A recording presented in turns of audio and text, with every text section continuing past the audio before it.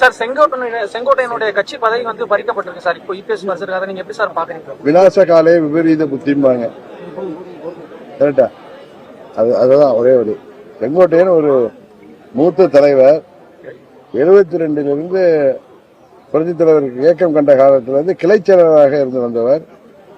எத்தனையோ ஏற்றத்தாழ்வுகளுக்கு பிறகும் அந்த காலகட்டங்களில் எல்லாம் விசுவாசத்தோடு அம்மாவின் தொண்டராக பணியாற்றியவர்.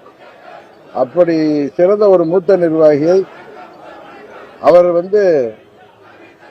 அவரது கோரிக்கையான அம்மாவின் தொண்டர்கள் அனைவரும் ஒன்றிணைய வேண்டும் என்பது கட்சியை தாண்டி பொதுமக்கள் விரும்புகின்ற கோரிக்கை.